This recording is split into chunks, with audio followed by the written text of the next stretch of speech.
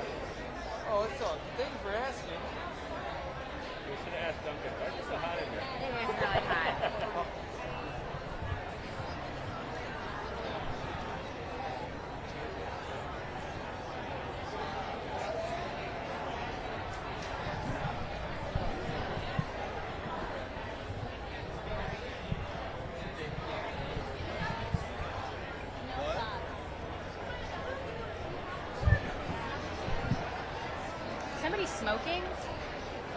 Oh, it smells like it. Fire? Well, it smells like cigarette smoke, not a fire. Yeah. Is it that?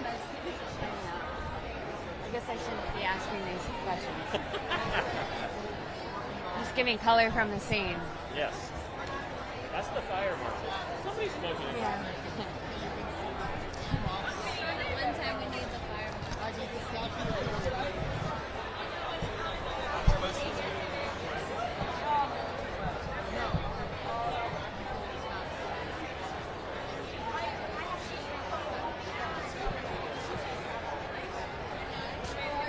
How are you?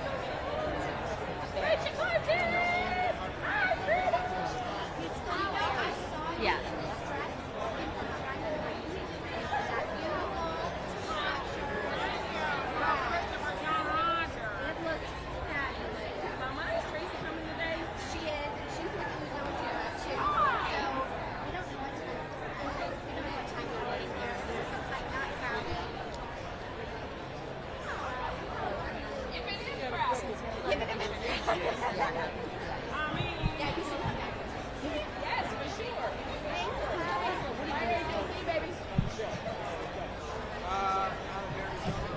I was a fan watching it before I was on it. So I was just in the final season, so I was getting to watch it. And as far as shooting, it was fun.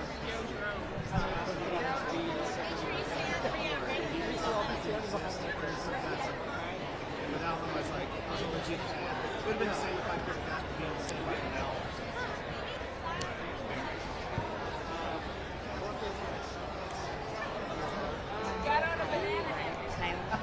Yeah, I said, does anyone have a little breath?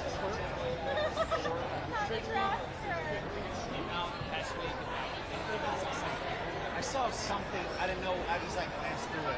I know there's like some AI thing that there's loads of AI things. I guess generally, 1 to 10, 10 being low, how nervous are you? I'm pretty nervous. I mean, it's been here for a while. Yeah, AI. I think it's like not it's a more powerful one, but I think AI is one of those tools that could be a really great, useful creative tool, but I just know how things go with humanity and capitalism, and it'll be used for the worst things possible eventually. That's where everything ends up going. So, I don't know. Hopefully it's just whack and people are like, I'm not feeling it. I don't know. I just don't want real people to be like the future equivalent of like, that was shot on film. There's real people, you know. But honestly, I think people are practicing it. It's coming for all of us.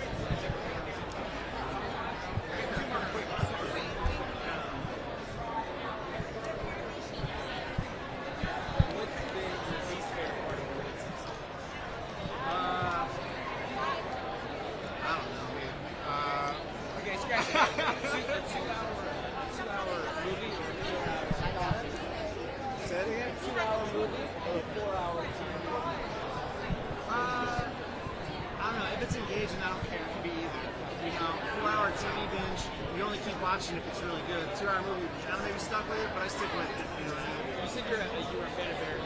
Oh, look, there's John. Well, I've been watching all episodes. John or Pete. Not stopping. That is Succession. Thanks so much. Congrats.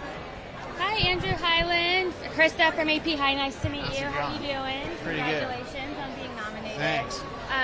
So, you know, I heard you talking about, joining Barry after being a fan. What did you think of the last season in terms of the trajectory? It was obviously a big change. Oh, that was cool. I like it when a show can evolve. You know, like when the show started, it was more. It never stopped being a comedy, but it definitely got darker and more like abstract. Maybe abstract's too strong a word, but more like I don't know, its own thing. Yeah, surreal. That's a good way of putting it. Yeah. So I like the evolution of that. You know what I mean? Yeah. So, And it's interesting, you're here at the SAG Awards, and I'm curious kind of what you're thinking about sort of after your experience this summer, how you're feeling about sort of, being in a union and being here to celebrate that union.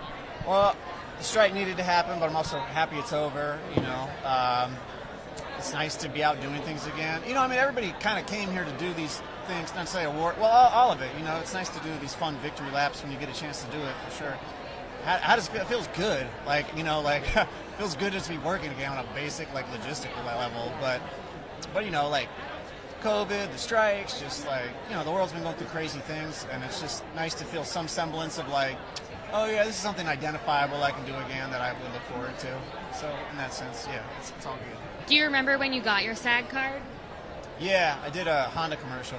Yeah. Was it like a fun I think it was Honda. commercial? Yeah. It was with Paul F. Tompkins, and I was supposed to be a mechanic or something, and there was some part where I had to get on my hands and knees, and he stepped over my back onto something, and I remember doing that. I was like, and then I remember Paul was like, "That's not good for him," and I was like, "Yeah, it's not good for me either." But anyway, it was good. Whatever, it was fine. But I'd done so much stuff even before that it was funny. The thing that got it was this weird car commercial. Yeah. Awesome. Thank you so much. Congratulations on fun tonight. Should I have you? I feel like there was a lot of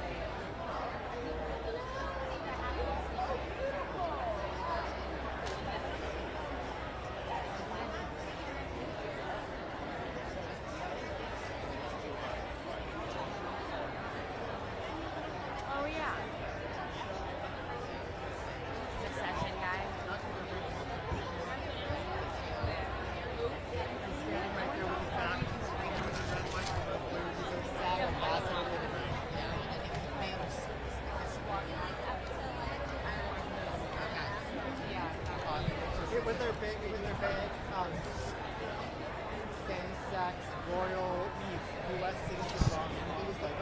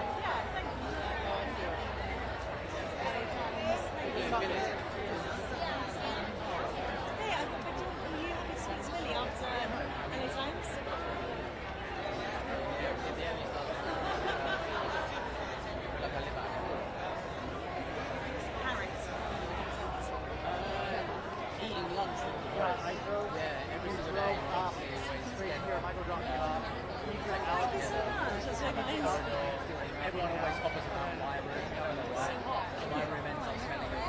Right. Yeah, we've just come from the States. I'm actually thinking of it. I know, it's wild, yeah. Yeah, it's been great. Now, so we've got some bike, and yeah, useful and Dior. It's amazing. Yeah. I know. We have this thing that if you criticize AI will it will be like your doom.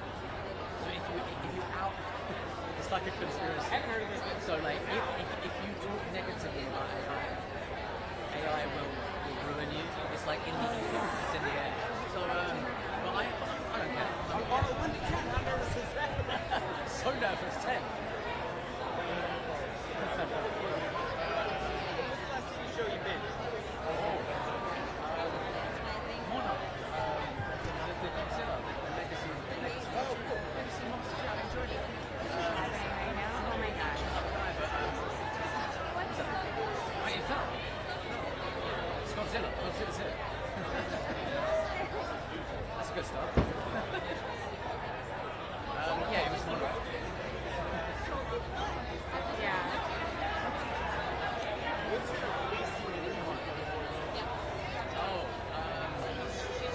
The dry mouth. Dry mouth. I'll put it right now. It's just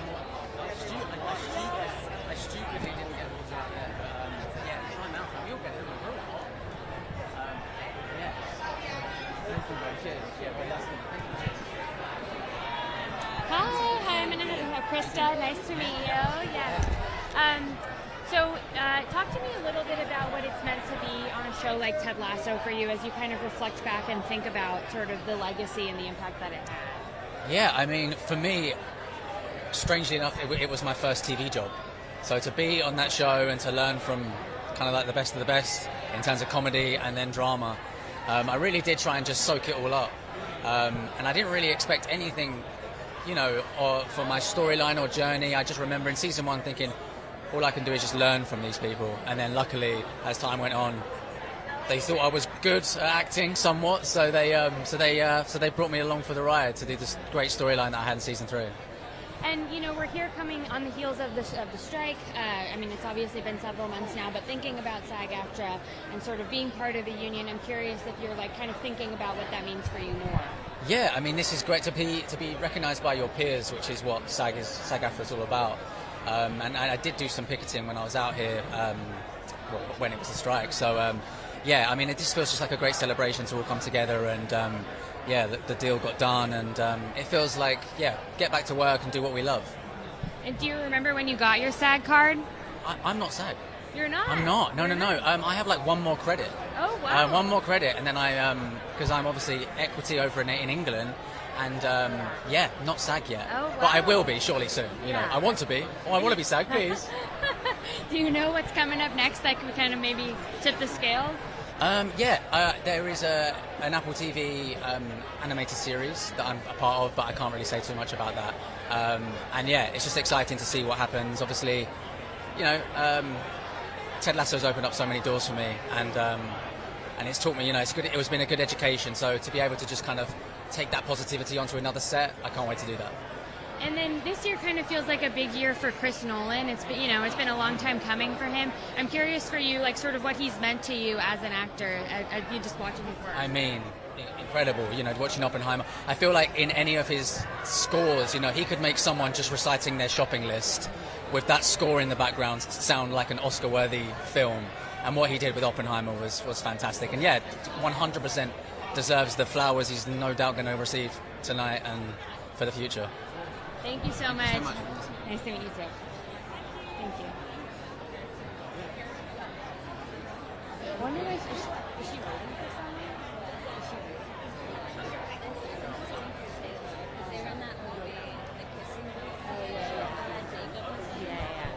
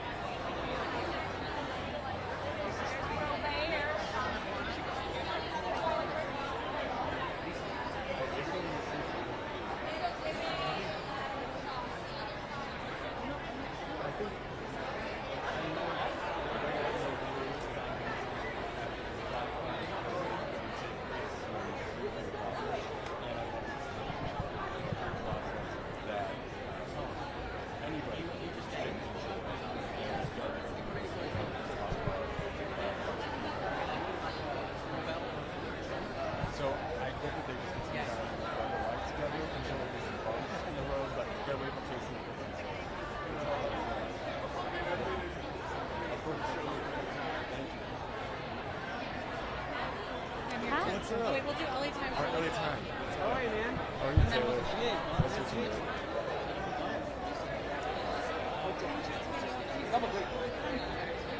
This is the SAG Awards. On a scale of 1 to 10, 10 being the lowest, nervous are you about AI? Great question. I saw this movie with Robin Wright. Let me say that again without saying. That's a good question. I saw this great movie with Robin Wright a couple years ago. She basically sells the likeness to be put in films for years to come, and I feel like that could be reality. So I'm a little nervous about it, but I don't think there's anything like the real thing. And as we've seen with CGI, big crash moments, and just anti-aging things in certain movies, but there's nothing like the real before. So now we're hoping that we're going to stand strong. I mean, yeah, it's a big deal. Last TV show to binge? Last TV show I've been The Walking Dead.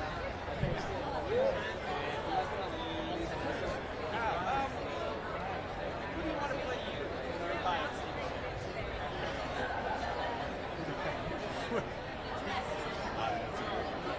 I don't know. I'm 32. I guess. I wish I had someone that I could say. I'll think about it.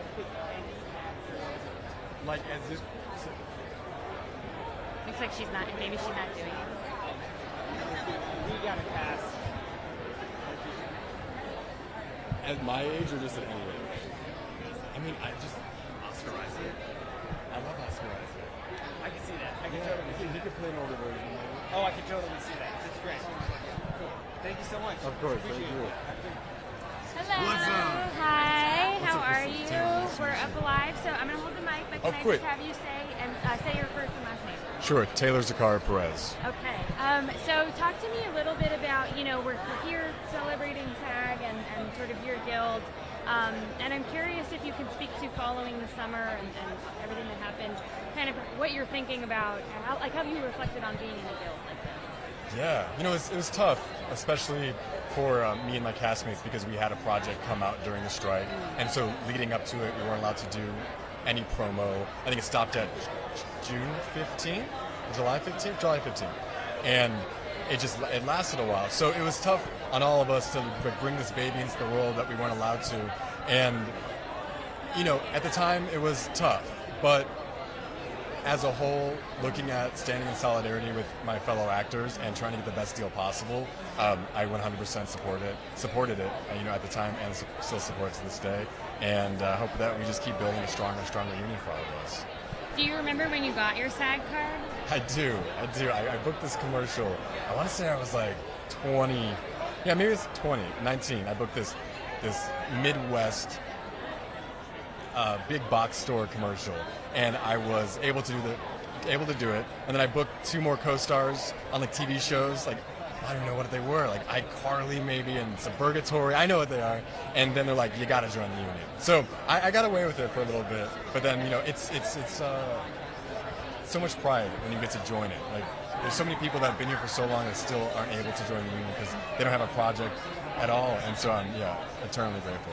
Yeah, and it's interesting because I think maybe there's a renewed sense of like attention on the ways that acting is like a blue collar job, and that there is like not everybody's like making a lot of money. It's they're jobbing actors, as people say. I don't know if you feel like that's maybe like that the summer kind of shed light on that a little bit. Yeah. Oh my gosh, I'm grateful every day that I've had so many great opportunities come my way. I've been able to fight for projects because there are way more non-working actors in this town than there are working actors, and just the amount of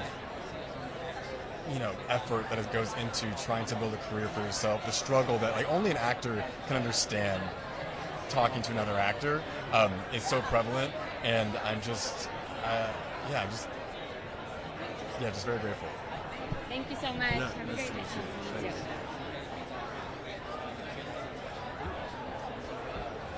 I think that was enough for me to actually look at him and say, okay, you're great to me. It's going to be a big job to do.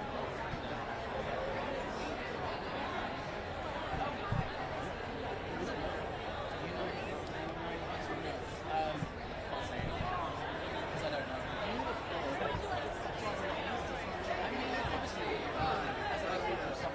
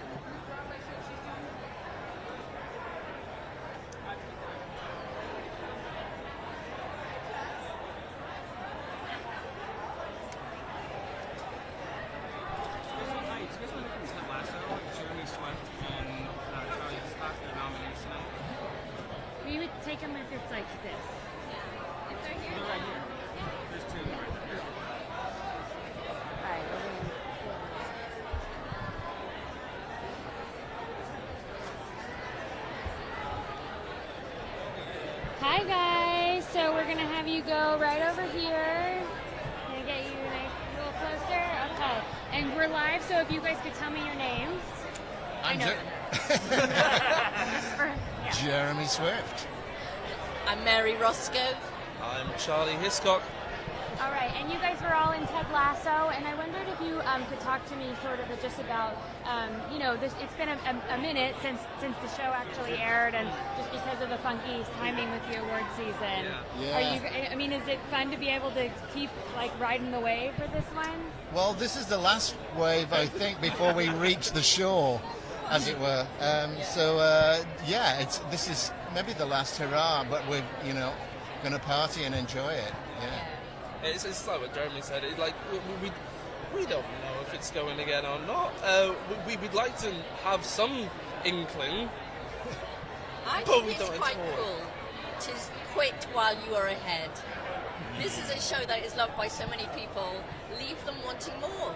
It's interesting because that's maybe not a popular take, I think, especially when something's financially successful, there's a lot of pressure to keep it going. But you feel confident in as well, I like that. Yeah, sometimes it's like, when you really want that show to come back, but it just doesn't, but then you miss it, and it's just legendary. Yeah. That's how we're going to let it go, I think. But don't get it wrong, if it comes back, I'm all down for that as well. Just got to cover everything, cover all the grounds. And are you guys all members of SAG? I am. Do you remember when you got your SAG card? Oh, it's only a year ago. Very exciting. Yeah, it was very exciting. And I did one job, and then about 2 weeks later, the writer's strike happened. So I was like, okay. We did march on the strike as well. With we did. All the Ted Lasso came. Yeah. We happened to be in town, and it was Yeah, the themed days were always popular. Yeah, so that was fun. Very cool. Awesome. Thank you guys so much.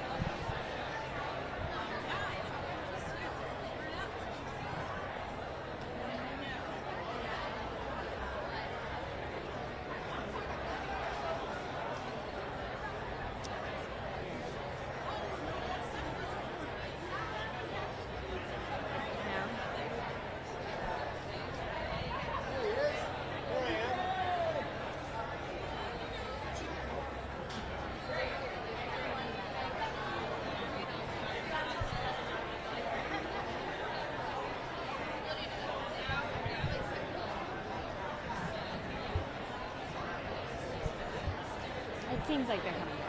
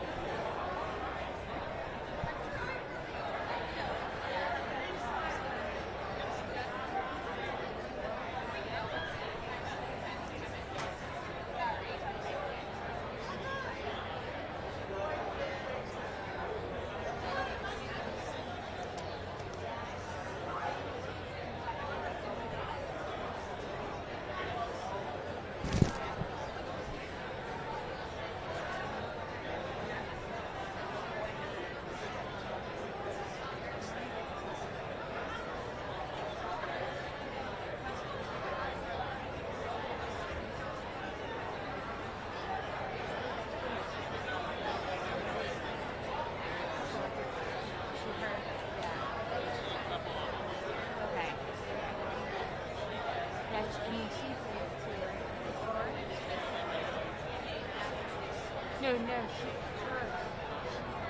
Yeah. Okay.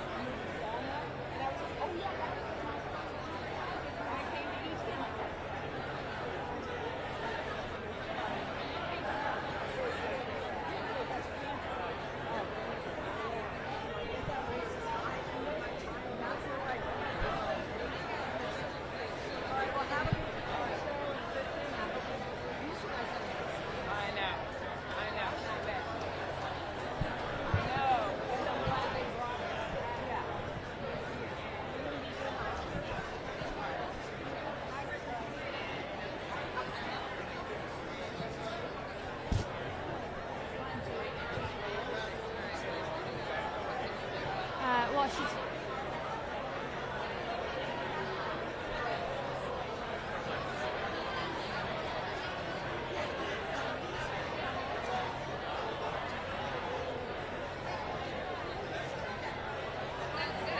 think Vadra's better.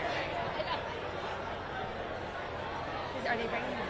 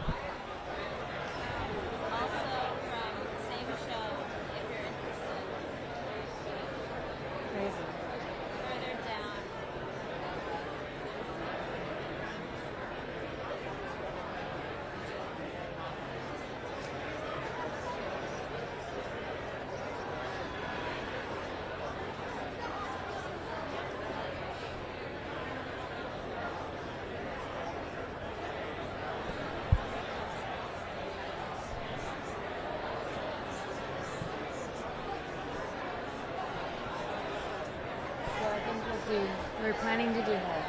We're planning to do her. Audra in the black. Okay.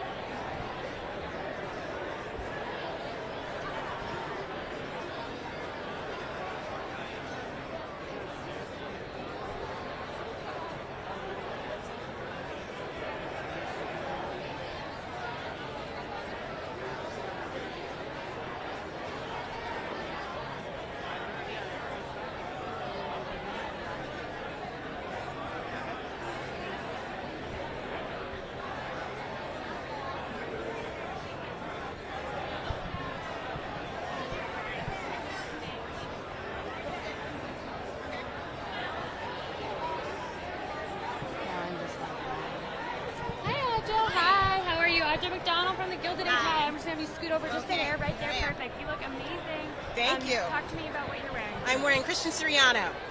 Very you know, cool. and he's just amazing, and I'm thrilled to be wearing his work, and I feel awesome in it. And he's a brilliant, brilliant designer, making women feel really good about themselves.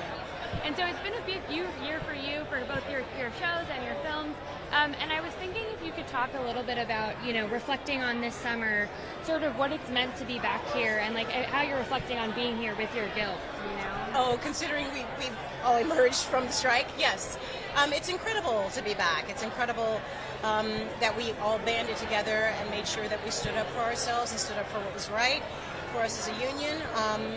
And for everybody else to understand that it's necessary for us to take care of our own, which is what our strong union does and did, and to support the writers as well. So, but it was also very nice once everything was resolved and everybody could get back to doing what they want to do. And we understand now that it's collaborative. It takes all of us. Yeah. Do you remember when you got your SAG card? Yes. Oh, wait. Yes, I was doing Mr. Sterling with Josh Brolin, written by Lawrence O'Donnell, way, way back. Way, way back. Very cool. And sort of reflecting on sort of your trajectory as an actor, I wondered if you remembered any like quirky auditions or something that just really stuck with you. SAG auditions or any auditions? Okay, well, this is kind of, if you're a music theater story person, you might know this story, but I passed out for my final callback for Carousel. Passed out dead away while I was singing. Oh, well. Were you okay? You didn't hit your head or anything? I did hit my head, but they woke me up, and then I got up and I said, can I sing the song again? And I sang it again. I love that. And talk to me, you know, it's interesting, like thinking about streaming and the ways that it sort of, you know, it was sort of a struggle over the summer, but it's also, I think, in the Gilded Age is like proof of this, that it's really actually a big way for fans to kind of find shows. Yes, you know, absolutely. No, streaming I think is necessary, especially, you know, I have a 23-year-old daughter, and their generation, you know, that's how they watch everything. They're not sitting down in front of the TV at any particular moment to, tune in at a certain time. They're on their phones or, they're not even really on their computers anymore. It's all on their phones. So, I mean, if we want to reach that generation and stay with the times, streaming isn't going to be a part of that. Thank you so much. Thank you.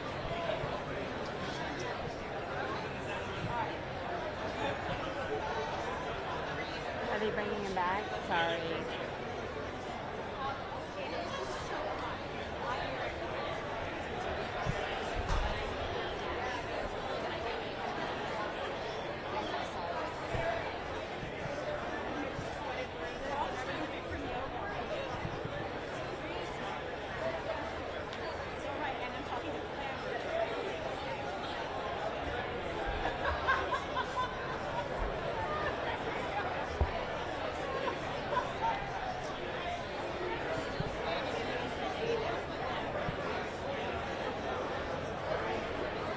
Did they, was it a Margot or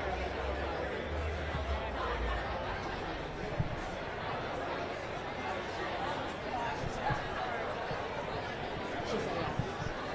Do you know?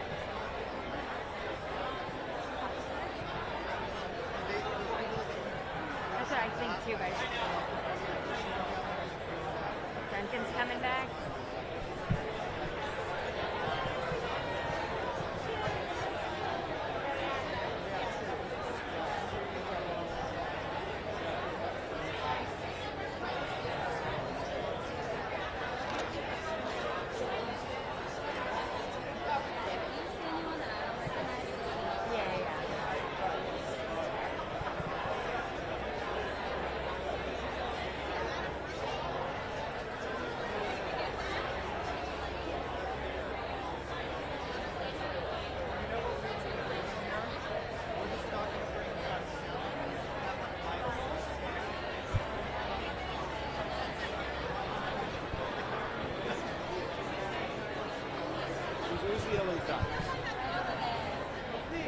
Hi.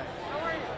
I just want to go on record that I visit all the unions that represent the San Fernando Valley. But yeah, it's always good to be with those fighting for a living wage.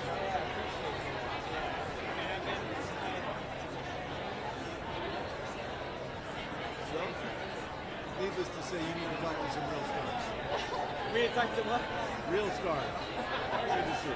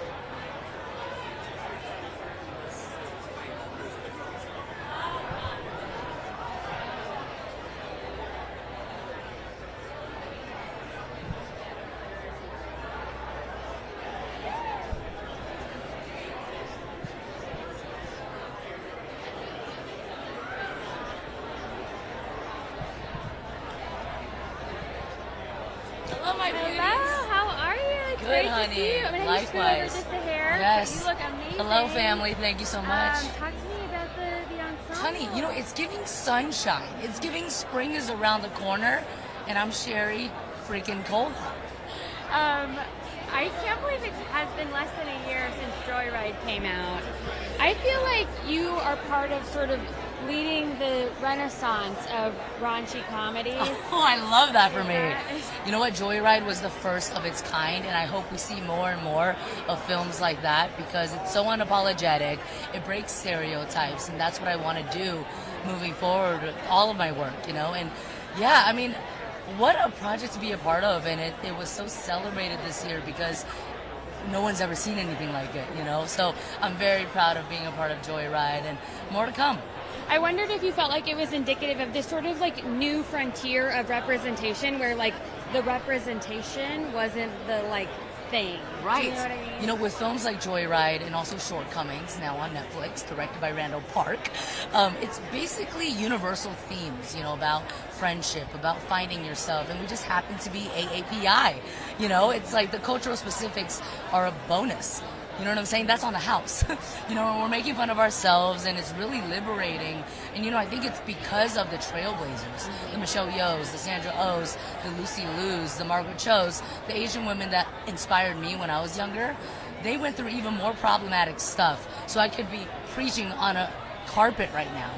You know what I'm saying? Into a microphone. Like, it's so much gratitude for those who paved the way, without a doubt. Yeah. And Sherry, I remember seeing you on the picket lines over the summer. I'm curious for you being here. Like, since you know, over these past few months, have you reflected on what it means to be in a union and be? You know, I think we learned a lot this past year, and I think solidarity is everything, and having each other's backs and fighting for something is essential. You know, I've been on the show Good Trouble for 5 seasons, and that's really the theme of the show, and I've really evolved through that show, final season airing now, and, you know, I think I've learned that you gotta just step up when necessary, and that's what we did, and now we're on the other side just taking in all of this extremely talented energy, you know, and we're just here to, you know, show each other love. It's beautiful. You are masterful with the plugs. It's your media training is on point. Honey, mama didn't raise no fool, okay? Thank you. Good to see you. Good to see you. Hello, my darling. Were you happy? Who? Were you happy? I was just on good. Oh, yeah. Yes. I was just on Good Morning America.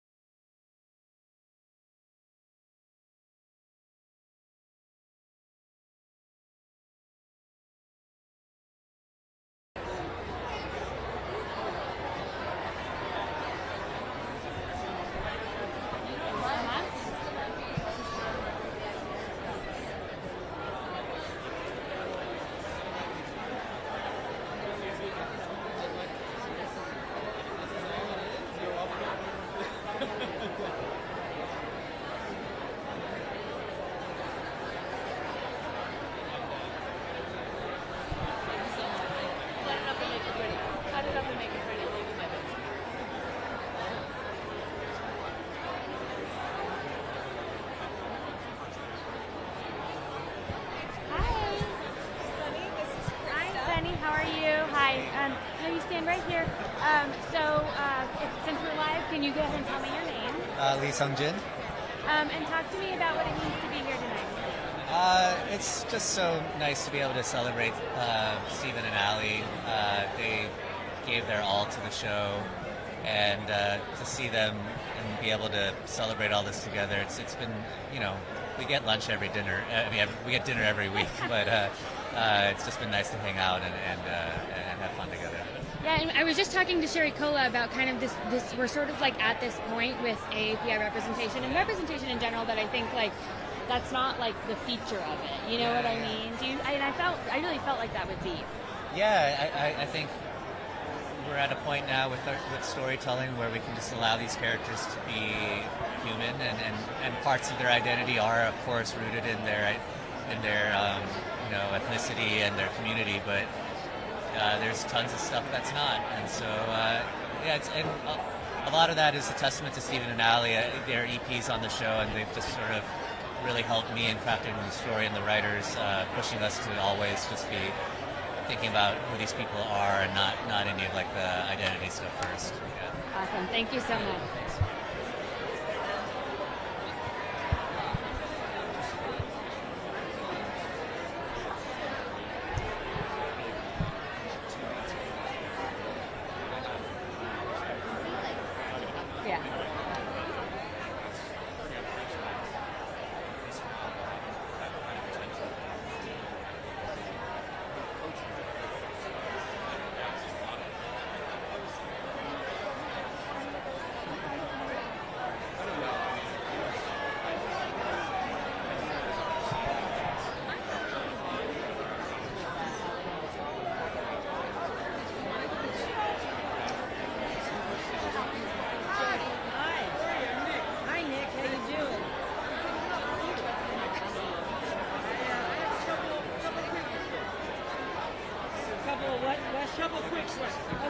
you have a mask on, so you have to speak very loud. I will. He's being so socially conscious. I will project.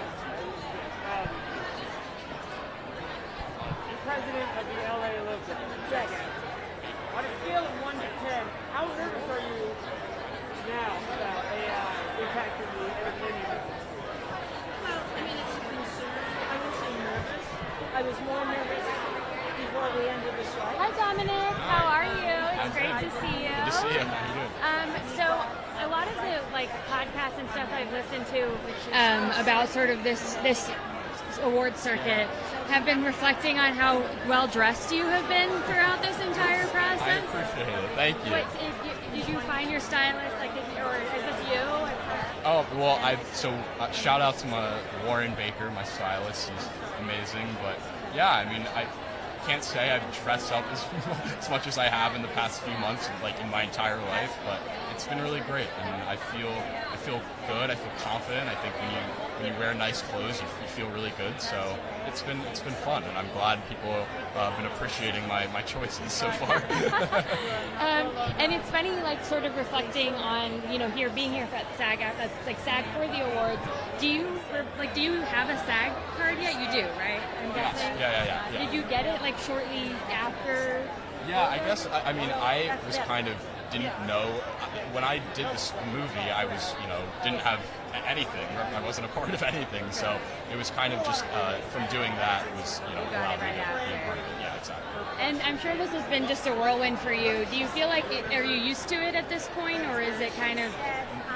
No, I don't think you can ever really get used to this kind of stuff. I've been always saying I think there's probably something wrong with you if you do get used to this stuff. But it's exciting. I mean, it's like everybody's here to celebrate each other, and while it is extraordinary and awkward in some senses, it is really just a special celebration for everybody. It's cool. Yeah, and in the spirit of acting, I know you were in drama school. I wondered if you could talk about if you had a teacher that really made a difference for you or stuck with you and kind of inspired you. Yeah, I mean, I had my high school teachers particularly stand out. Ken Burnham, Catriona, and Peter were my teachers in high school. But I had a teacher in college. Her name was Catherine Moore, and she was a movement teacher. And it was one of the first times I had a class where I was really, delving into that area and, I don't know, just understanding things about my body and the bad habits I had. I really, unlearned a lot of bad habits in that class. So that was a really big breakthrough for me, I think, taking her class. Did you felt like you took that into the holdovers? I did it before college, so I had that class after I did the holdovers. But I think looking back in the film, I pat myself on the back sometimes because I see things that we learned in class that I kind of just did, I guess, subconsciously, which made me feel good, I guess. And then to wrap up, I was wondering if you had any, if there were any performances this year that you saw that really inspired you to be like, oh, this is something I didn't think I could do this. You mean what performances that I liked this year? Oh, well, Barry Keoghan in Saltburn, I thought he was so awesome in that. I saw it's a really cool movie, and even aside from that film, he's just a really, really cool actor that I respect and admire a lot. So have you talked to him yet? No, I've seen him around, but maybe before all this stuff is over, I'll get a chance to meet him. Yeah. Awesome. Thank you so much, Dominic. Good luck.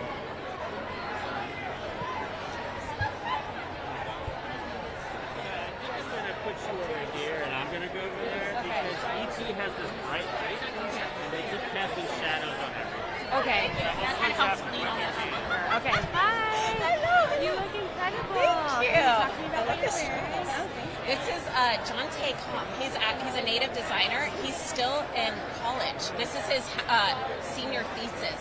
Isn't that amazing? So it's based off of our regalia for Native Americans. The ribbons is always a really important thing for us, and he equated this to a goose getting their feathers plucked. So yeah, it's just really cool, and I love how colorful it is, and it's a good representation, Totally, and it's interesting because I think, you and Lily obviously both, but I think all of you guys have really made a point to think about representation within fashion specifically. Can you talk about why that you feel like you guys are both in agreement on? Oh, all of us are so excited, bring in native fashion. These are a native designer that made this, so it's important to us because we need that kind of representation. You don't see us on these big screens, on these carpets with, wearing native fashion and wearing native jewelry. So it's so important to show our community that, like, they support us so much, so we absolutely love supporting them, and to show that we can do couture things, And I wondered if you look back on your career in the spirit of sort of SAG, if there was any actor or teacher that, like, really you felt like taught you something special that you carried. Well, I mean, of course, like, you learn a little something every actor that you work with, but I think the biggest one for me was my acting coach, Ben Mathis. He really helped strip away all of, like, the questions that don't mean anything when you're asking, like, oh, what's my motivation? Like, he got it down to more of a question of, like, okay, why are you doing this? Why? And to always keep asking why. So he really helped me with that. I love that. Awesome. Thank you so much. See you later. I know, it is so hot. All right, let's switch. Alice?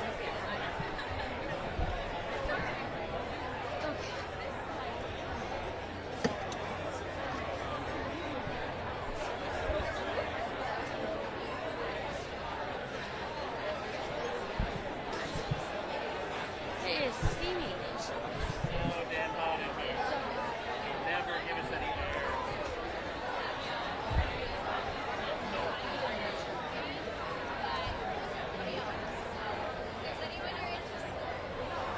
I don't know if this is going to help, but whatever.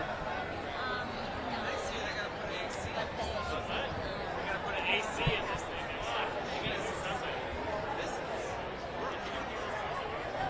No, like it would work. Really? Because they had an office there. Outside in the sun. Like a greenhouse?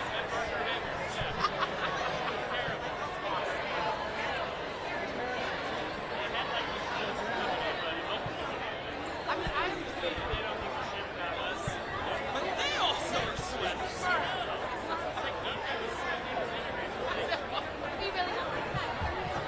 What's up, Ned? I mean, or I guess.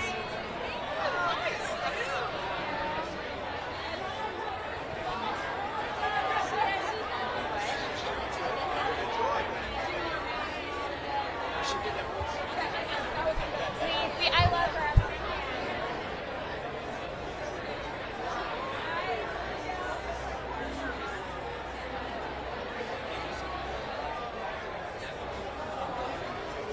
I think it's.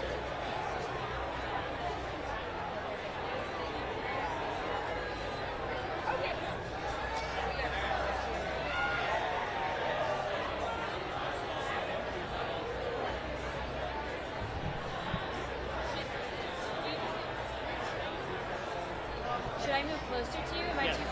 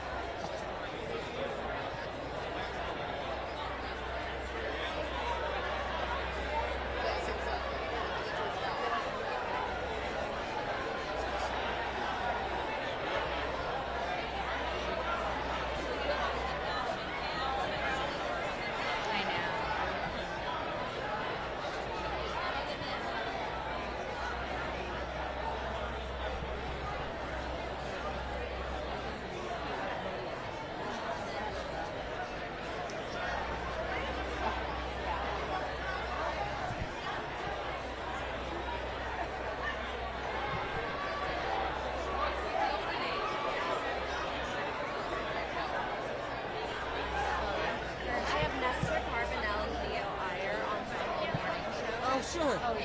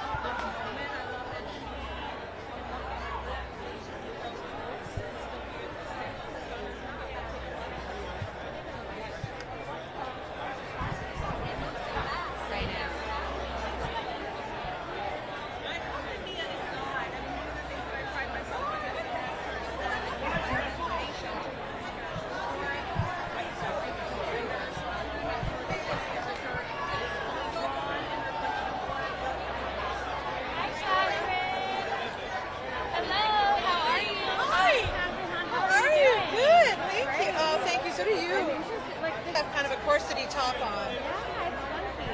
Thank I'm here you. for it. So it's interesting, we've had this summer of the strikes, obviously, and sort of I'm wondering if you're reflecting on like what it means to be part of the guild. I am so grateful. It was really, there's been a couple points in my career that I felt the power of being a part of this guild, especially when SAG-AFTRA came together. That was a big one also. And just to have somebody, to have a governing body of our peers know that they're there to protect us and to protect each other, I could not be more proud. Also, I'm very proud of our brother and sister unions for standing behind us during this and for the sacrifices that they made, and they should just know we have their back 100%. I love that. And I'm curious, in the spirit of sort of reflecting on acting, if you had any like funky auditions that like stuck with you, like yeah, I'm sure you have some great stories. It's mostly rejection. That's what I'll tell you about this business. I got a real thick skin, but so I just remember literally waiting in line for hours and hours and hours in the rain in New York for like a no-pay audition for something. And I mean, there's been so many. I remember auditioning. I was just having the worst auditions for these directors. I would always clam up if I wanted it really bad. And the ones that I was kind of like, you would nail it. But now it's like, it's fun. It's really great to have that kind of fall away and be able to be like, I don't know. Getting older, you get a lot more authentic in yourself, and you get a lot of reserves of self-power you do. So you feel like your audition process is very different? Yeah, for sure. Okay. Yeah. And this year is a big year for Christopher Nolan, obviously. Yes. And getting his flowers. Yes. If you were a fan of his. I love him. Yeah. Anything about him? Love that person, and his wife Emma, his incredible producing partner. So I can't wait to see him tonight. I haven't had a chance to see him yet, and I hope I get to give him a congratulatory hug because he's incredible. Awesome. Thank you, Kathleen. Good to see you. We're still not getting away from the red light. We need to have them more over here. So if you can have them here, or better. All right. You see what's happening right Yeah, here in the interview? Okay, good. Yeah. I didn't know if I was losing my mind. I'm the only one seeing this.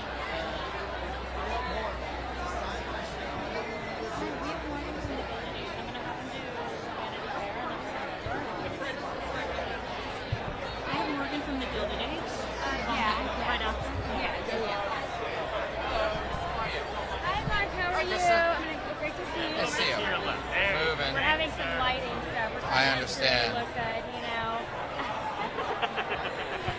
Do I look good? Yeah, you look great. Okay. Yeah. Good. You always look, but yeah. Thanks, hon. So, talk to me, it's been an interesting summer sort of coming out of the strikes, and now we're here kind of back with SAG. I'm wondering sort of how you're reflecting on the guild and the existence of like this being a guild town.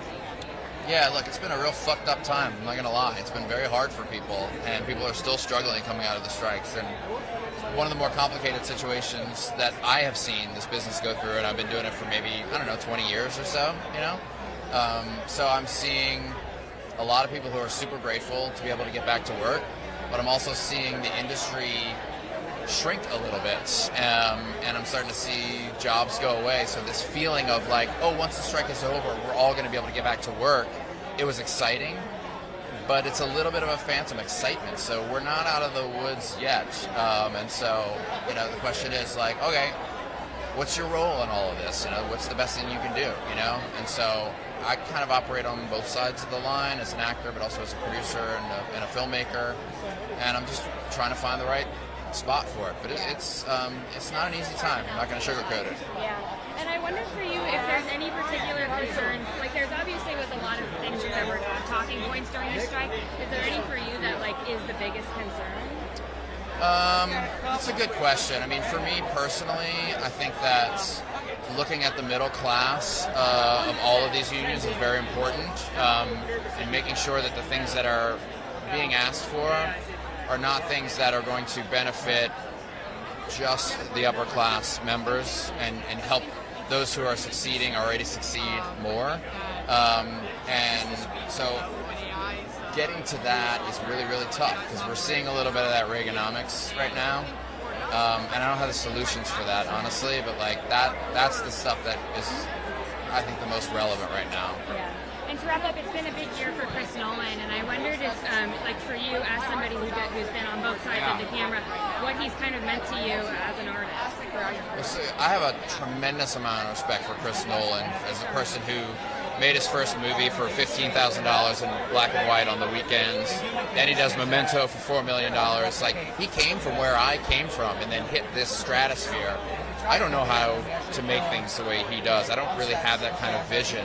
But as someone who has trumpeted the value of the theatrical experience, I really appreciate having him on that wall, because I'm on a very different wall. You know, my wall is like, get your stuff made at no matter what the costs, and I don't care if people see my movie on their phone and stream it on Netflix or Hulu. It's fine for me. So, like, we all have our things that are important to us. He and I are kind of bifurcated in our concerns, but I genuinely have a tremendous amount of respect for what he does. Thank you so much. Good to talk to you. Who do you want to play yourself in a biopic about you? He's not around, but Marlon Brando. Marlon Brando? You can resuscitate. With AI, I'm speaking. Oh, that's very true. Okay, who are we getting? The great Marlon Brando. I would say, hello. How are you? Good, how are you? Good, thank you. I love your dress. Thank you. You look amazing too. Thank you, appreciate that. We've been talking recently about the men this year. They're just really feeling like they can own it. Finally, a year where men feel like they can own it. Well, yes, I love it. So, you know, we were sort of reflecting this year on Chris Nolan and the ways that he's been kind of, you know, it's been a long time coming for him. I think he's getting recognized in a way that maybe he hadn't before. I wondered for you as an artist what this meant to you. Christopher Nolan, the director. Yeah, I'm just so happy for him. It's amazing. We were just talking a minute ago about like everybody on Abbott and what their first job was and what the trajectory has been like, and it's really been a roller coaster for all of us, Chris Nolan included. And you know, he's still a very young man. He's got a lot more films to make, and so it's if this is his moment, he should be so lucky. Awesome. Thank you so much. Thank you. I didn't even know you were doing it. It's a show called Muscle. We only 13 episodes on the WB. We helped launch the WB. Oh. So getting to see Alan watch it was a highlight. Sorry, we're going to stay here. So those are the beautiful things about it. Hi, Fran. Hello. Yeah, I'd have to second that. I think if you're an actor, the thing that you never expect is recognition. And to be recognized is The intent behind this is now like daylight is coming in, like going across the river. It's like, what is going on? Maybe the worst is that you have to, you know, maybe wear Frank or something. amazing clothes, take some time to get dressed. Other than that, I mean, if that's the worst. I am good, thank you. So many people. I know. Yes. So it's been a long sort of journey with us. We talked to you like right after the strike ended and throughout the strike. I'm curious for you, sort of, you know, we've had a few months now to reflect on what happened over the summer and just curious how you're feeling. Well, you know, it was a time when we really had to come together.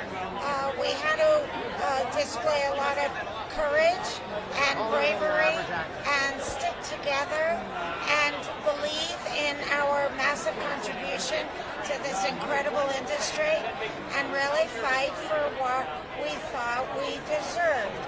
And we ended up getting it. They leaned into us, and now all's well that ends well. And I'm very grateful that we get to have our SAG Awards this year on Netflix Live. Thrilled. Everybody around the world could watch it, and that we're honoring Barbara Streisand. Yeah, and I was curious. It's interesting. I mean, the Netflix, you know, the streaming conversation was a big part of the strikes, and so I wondered if the Netflix sort of was like an olive branch, kind of you guys coming together. And well, honestly, we had the deal beforehand, but because it's back to business as usual, and everybody knew that. I often said through the negotiations, I'm sure at a cocktail party I would find them all quite charming, but in this situation, across the negotiating table, you know, I have to do what's best for my members, and they had to yield to the deal. Well, and I wonder, I know people maybe sometimes think that once the deal is done, the work's over, right? But clearly you're having to already think ahead for the next contract negotiations. Is there something specific that's on your mind that you think needs to be, you're giving a lot of thought to? I think that it could be a positive. Well, of course we're going to keep building on what we've established with regards to AI, and I'll be addressing some stuff about AI in my speech tonight. But also there are people that don't get the kind of credits that they need. People that are audio description, certain stunt people, certain dancers. I haven't really gone through it properly, but I've watched my wife go through it. The time has come that producers accept that these people are in the Performers Union and they serve a very valid and important contribution. Yeah, if there was a way to just there are many things that we had to give up on. Also, better shooting circumstances for our background performers. Awesome. Thank you so much, Fran. Good to talk to you again. Well, it's long. It's long. I mean, when she was doing it for her film that she directed for Pasta. It never ends. 4 months. She can take it away.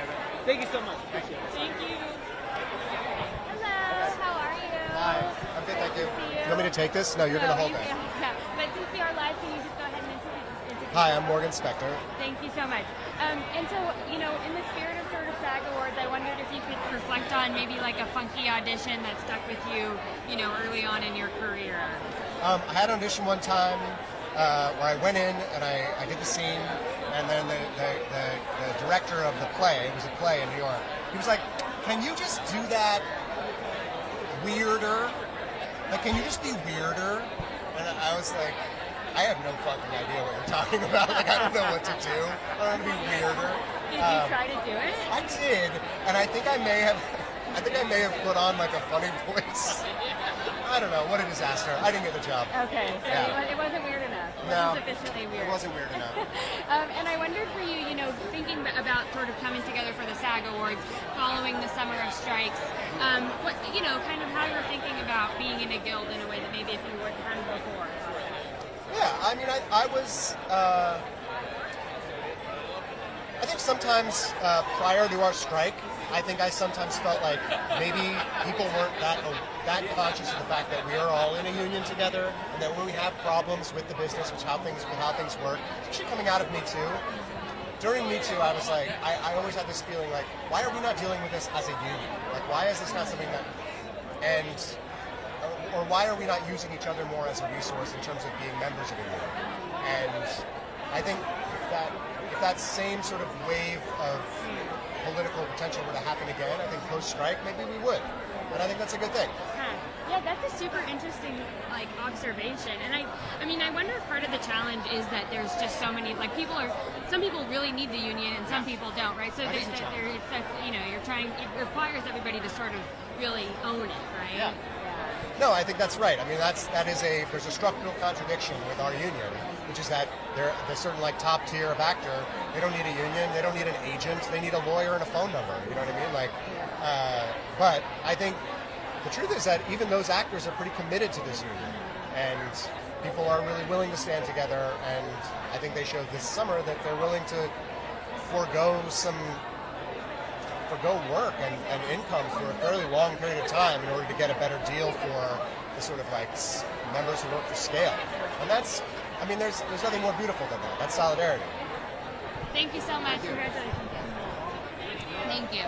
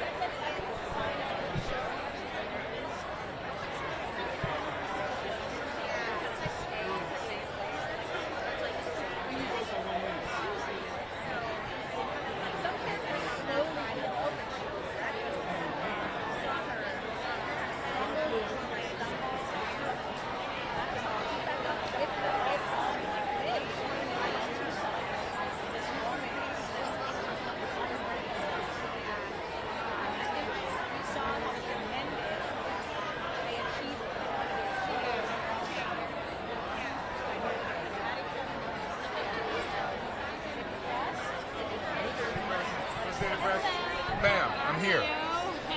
Good to see you.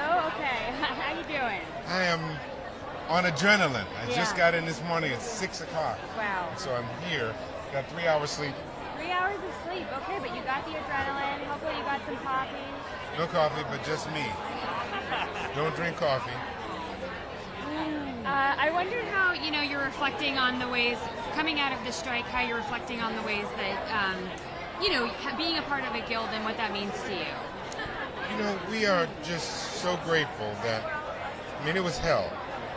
I think, we all know how close to the edge people were to losing everything, and some people did.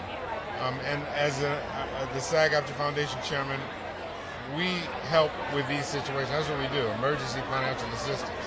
So we raised $21+ million and gave out 13, and are still doing it because we're not fully back yet.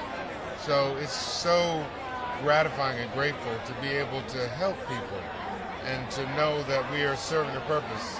And I'm just glad that our membership stepped up. Yeah. And in the spirit of SAG and your acting career, I wondered if you had a funky audition story that has always stuck with you that oh my gosh, this is... I was up for Huck Finn, for Jim and Huck Finn, and they didn't think that, going to Harvard and Yale, they didn't think I could play a slave.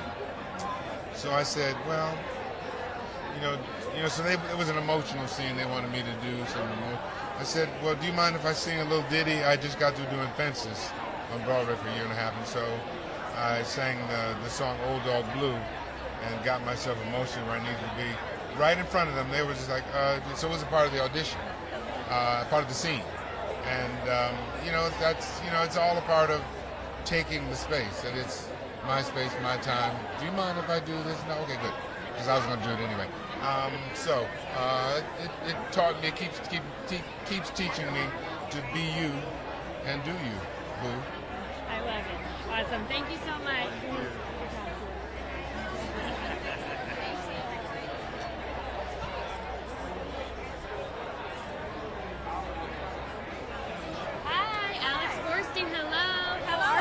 I'm so excited to be with the Associated Press. As you should, yes. The disassociated press is trouble. Yeah. You guys know how to do it.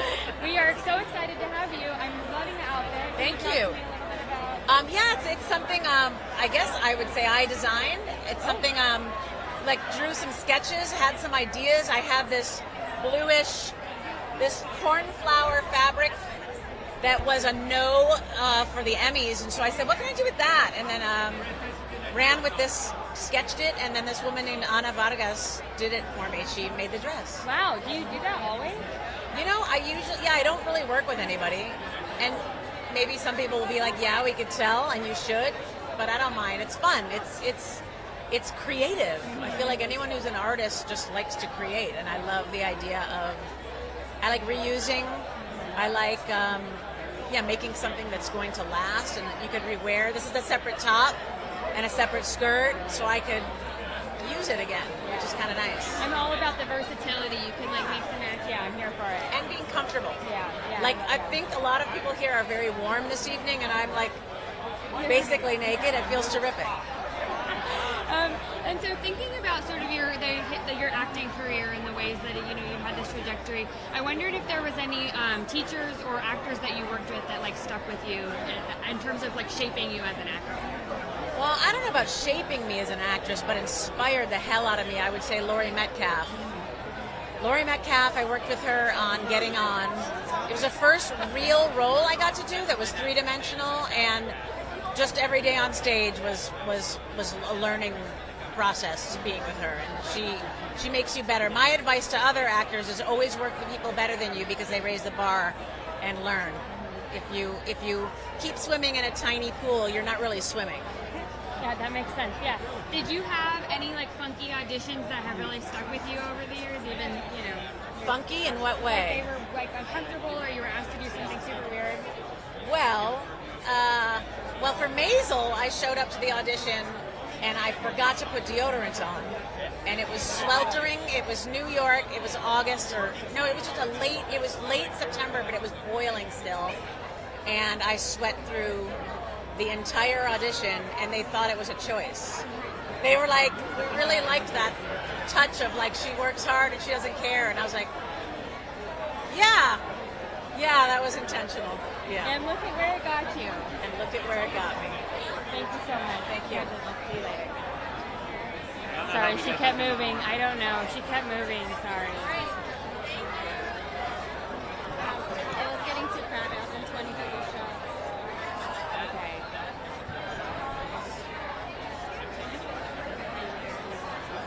Planning on jumping on that. Thank you.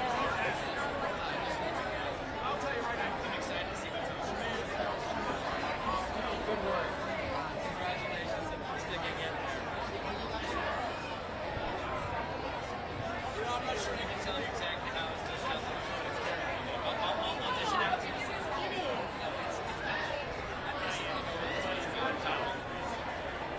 I don't know. You guys aren't up buddy Glen Powell? You want to talk to Glen Powell?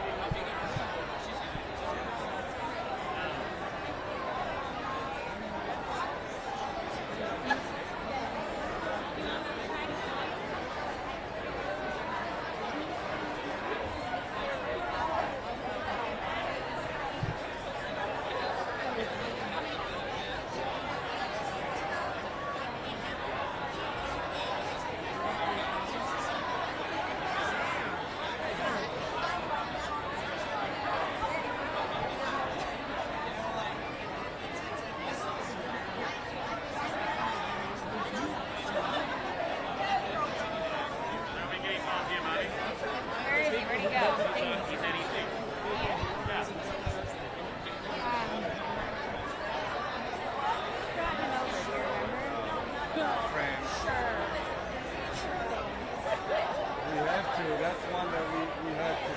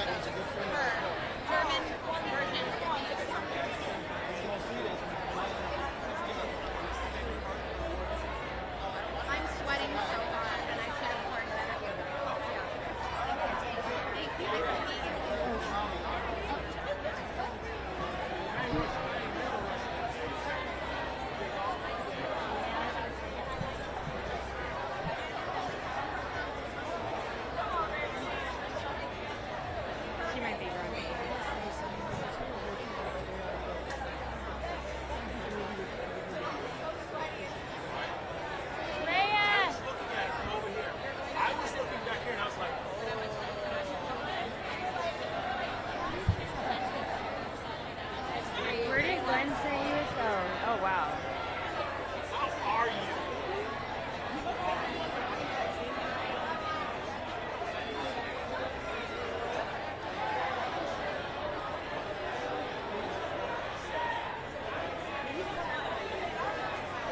We still have a while.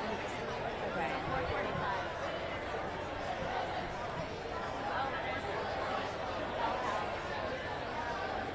Wait, Glen said he was coming back, right?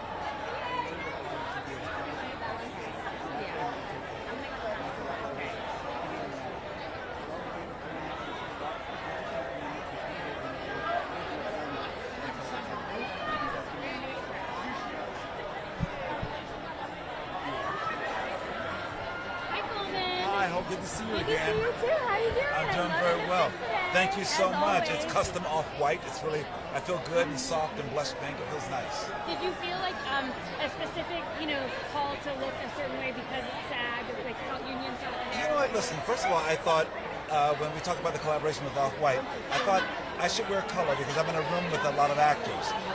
This is time for us to show up a little bit more with a bit more color and not be austere. We're not in a business meeting. We're here to have fun. So I want it to look like a party. I want it to feel light. And I want it to feel structured. And that's what we came up with. And then last person filming, I saw Broadway Dolls yesterday. Oh, you did? Yes, you were so good. Thank you. Go see it, everybody. Go see Broadway Dolls. Wow. That was lame. Probably like the worst run ever.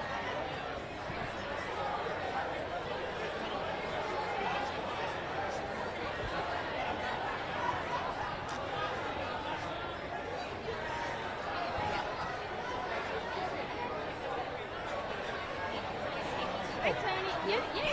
Hi, how are you, Good, Tony? good How to are see you you. doing? Good to see you too. How you doing? I'm doing good. Can you talk to me a little bit about your pin? The pin. Oh yes. Well, it's an organization called Artists for Ceasefire, and it's not a political organization, humanitarian organization. Because we're, everyone is trying to urge our leaders to really step up and do more to stop, the killing of innocent civilians. That's really all it's about. Yeah. And I wondered, thinking about activism as an artist, if that's been something that's kind of always been important for you to really speak about, certain issues. Well, I try to. I mean, it's always tricky because there's always more appropriate or less appropriate venues to speak up. But times are challenging everywhere, and so I try to do my share.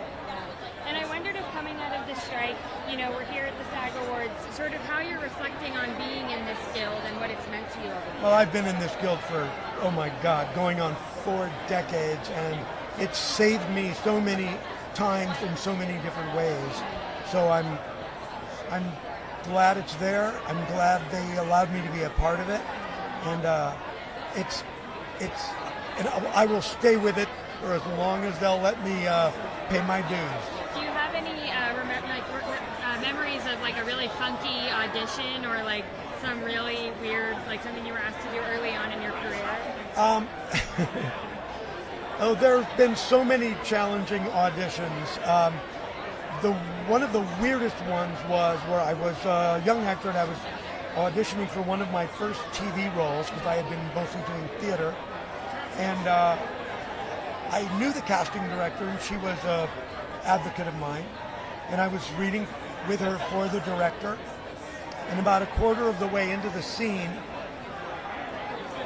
the casting director stopped me. The director didn't. She stopped me and suggested that I take a different tack.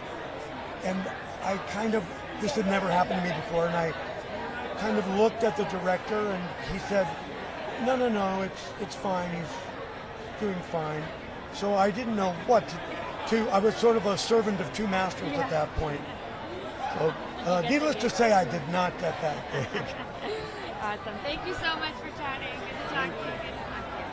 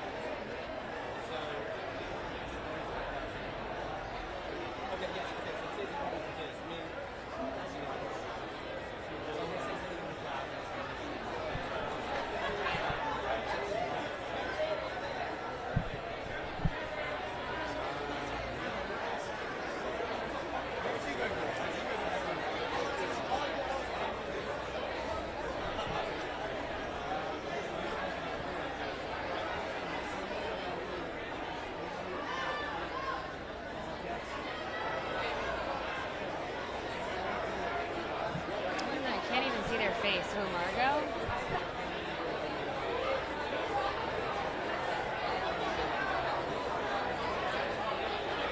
Ryan is saying to stay on Petra. Oh no, you're on Margot.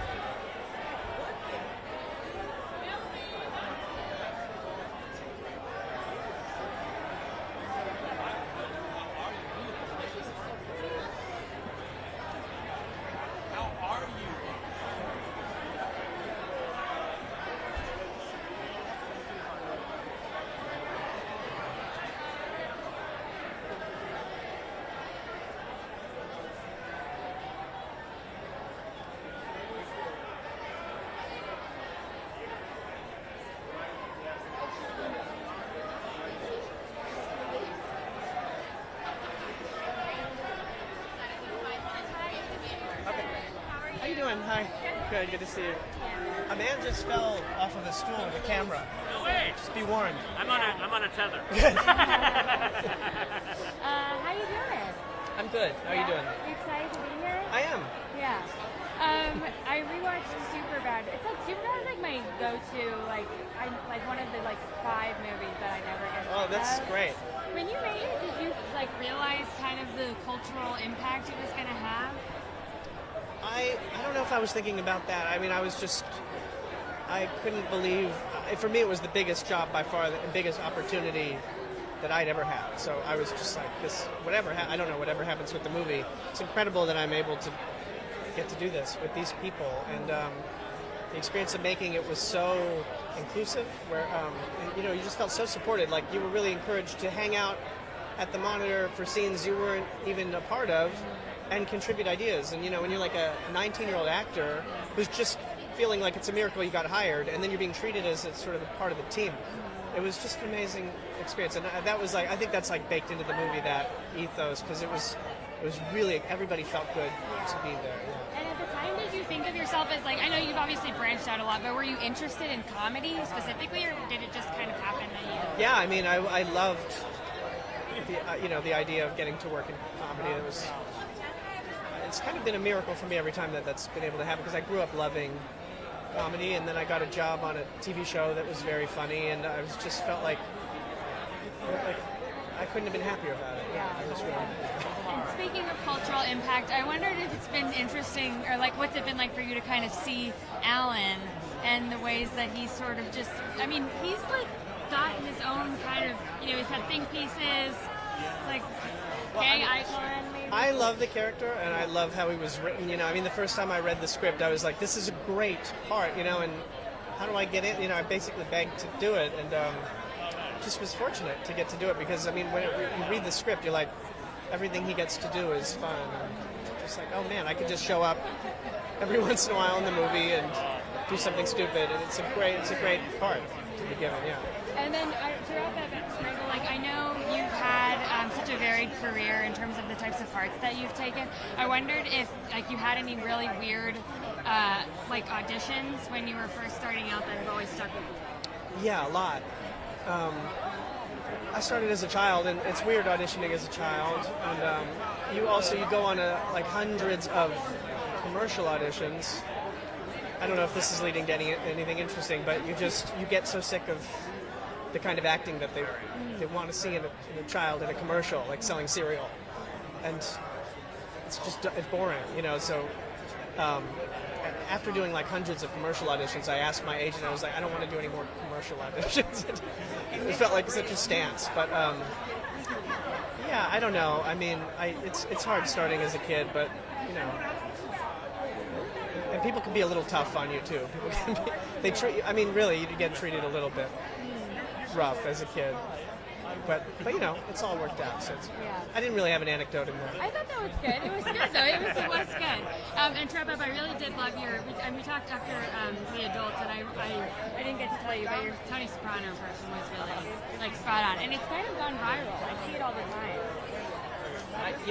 With impressions, I can kind of I have a moment where I can do them, and then I lose it. But at that time in my life, my wife and I were watching The Sopranos for the first time, and I just felt really locked into him. Did it live up to the It's hard hype? to do though. What's that? Did it live up to the hype? Have you seen it? Yeah. Oh my god! It's the greatest artistic experience I've ever had. It's fantastic. Yeah, it's beautiful. Yeah. Awesome. Thank you, Michael. Good to see you again. Good to see you. Thank you. Okay. Honestly, whoever comes first. Yeah. Or Devine.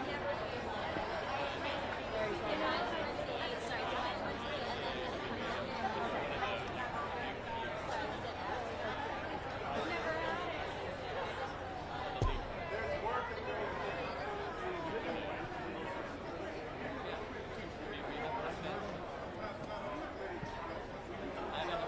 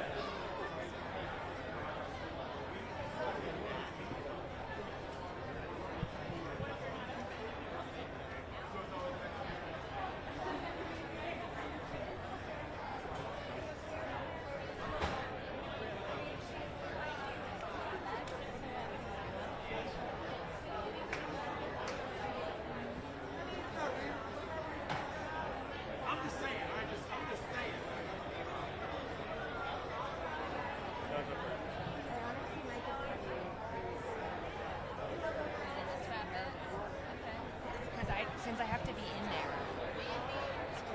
I just don't know if there's yeah, maybe they come back around.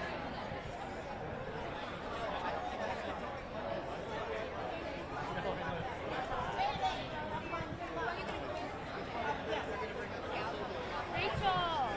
Hi! Sorry, I'm getting you. Look at me. Oh, Hallie! Oh, hi! Hey!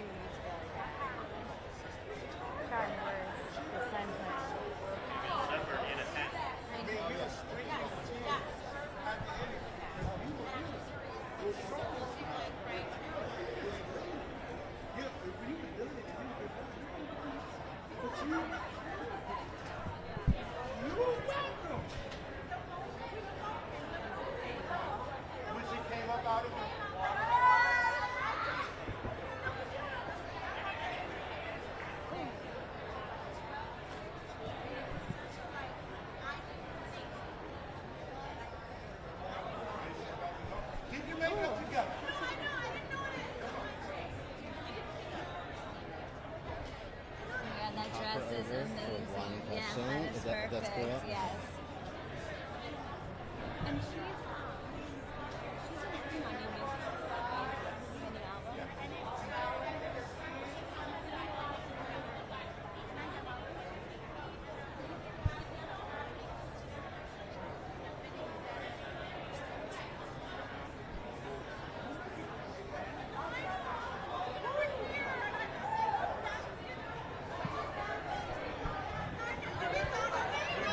Lily, you look so good!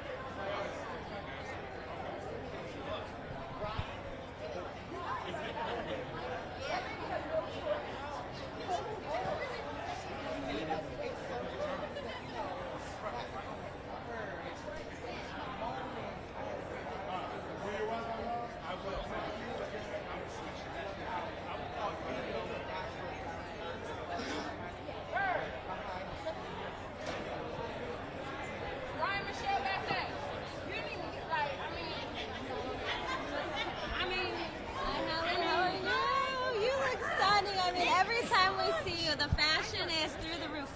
Thank you. I have to ask because I'm excited to hear it. Can you tell us a little bit about the different genre infusions you're going to be potentially exploring in your upcoming music? Oh my gosh, I love that question. Yes. So I'm so excited because I've always loved music, and the music that I've been making on my own is a fusion of all of the genres I've loved.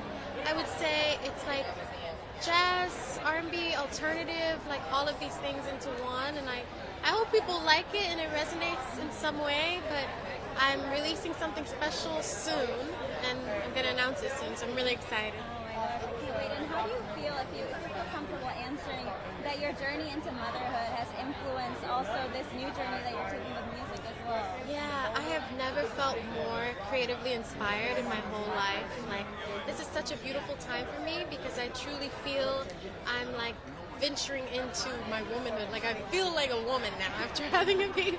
So it like opens up this whole other portal to like write about stuff. So I'm really grateful. Oh my gosh, I genuinely cannot wait to hear it all. You have such a beautiful voice, beautiful way with lyrics as well. Thank you so much. Thank you. Thank you.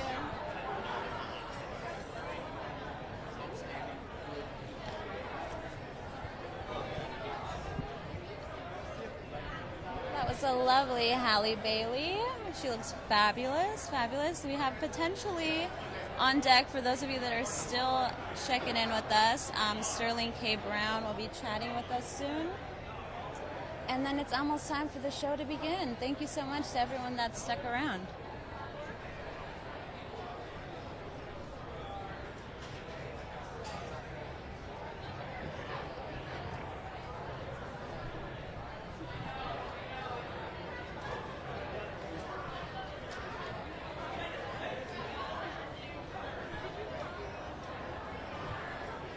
Sterling K. Brown. Hello, how are you? You both look fabulous. Well, thank you. How are you doing, Leslie? Both of you, come on in. I saw the soundbite from Kiki's podcast. Hilarious. Also so vulnerable. It's my favorite. Now tell me, what has inspired both of you to now venture into, podcasting yourselves and also opening the world up into this other side I'll let you take that one. You take I think it was the strike. No, seriously. We were all at home, and it's like, as artists, you're always challenged to do the next thing and what's the next thing. And I love podcasts, and we just thought, why don't we let people into what it's like to be in a situation where you have an intimate connection with somebody, but you truly don't always agree, which is why we named it We Don't Always Agree, and we have really tough conversations about a lot of things that we work through, and I think that that's the whole point of working through the tough conversation. Right? Agreed. I think, folks will say, that champion this black love and they champion this couple's goals, etc. And I think we also just want to let them know that not all the glitters is gold. We go through our trials and tribulations like any other couple, but I think we're stronger because of the work that we put into it. She don't wake up like this. She's pretty close. But she don't wake up like this. And neither do we as a couple. He's very close. He pretty much wakes up like this. I just love already, the love is there, the banter is there. That's when you've got good love, is when you can banter back and forth. For sure. In that way. And also, you mentioned the strikes, and I wanted to ask both of you, as we continue to kind of deal with the aftermath of everything, what is one thing from that agreement that you hope really does solidify and take place in the coming months? You want to go first? Wow. Well, I really do think, and I know this was about the first strike, the writer's strike, really and truly, I think that cultivating young writers, new writers, and always having that pipeline of talent connected to experience in the industry is so vital for artists. And I know that wasn't necessarily about the actors per se, but it was the solidarity. And so if anything else can come of it, I think it's the solidarity between the writers and the actors, that we were like, we did this together, we fought together, we fought with and for each other, and I hope we continue to remember that going forward. I'll just add, agreed, because you have to have a pipeline of creators, especially content creators of color they have to have experience in order to get an opportunity. And it's sort of this catch-22. They're like, oh, they don't have enough experience because they haven't had an opportunity, or vice versa. So I agree with that. I also say, man, I just hope that residual compensation can exist in a way that allows people to focus on their art and not let the practical job become the reality and the dream fall to the wayside.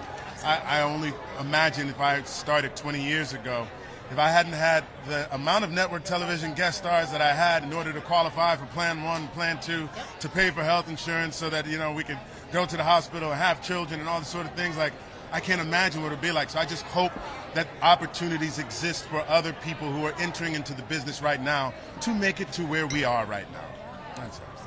Very beautifully said from both of you. Thank you so much. Thank you, Liz. Thank you. Take it easy. I need to listen to that podcast. Thank Right you. on.